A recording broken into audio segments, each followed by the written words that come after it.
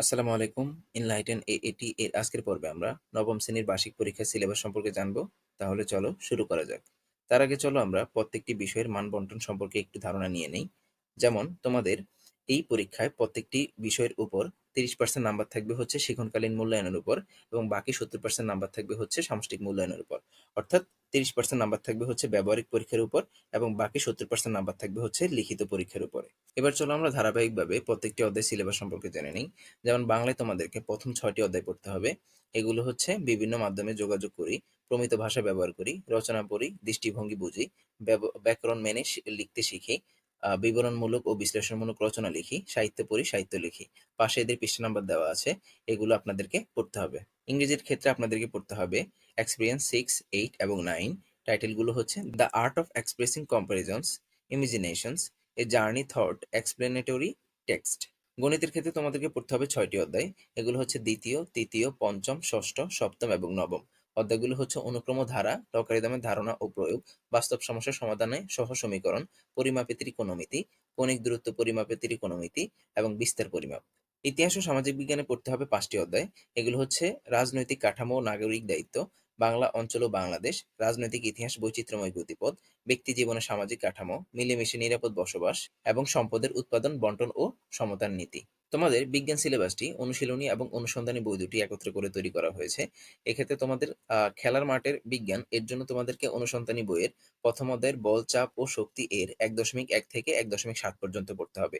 বায়ু দূষণের ক্ষেত্রে তোমাদেরকে চতুর্থ, পঞ্চম, ষষ্ঠ এবং সপ্তম অধ্যায় পড়তে হবে অনুসন্ধানী পাঠের। সেখান থেকে তোমাদেরকে চতুর্থ অধ্যায় 4.1 থেকে 4.4 পর্যন্ত, পঞ্চম অধ্যায়ের 5.1 থেকে 5.7 পর্যন্ত, ষষ্ঠ অধ্যায়ের 6.1 থেকে 6.6 পর্যন্ত এবং সপ্তম অধ্যায়ের 7.1 থেকে 7.5 পর্যন্ত পড়তে হবে।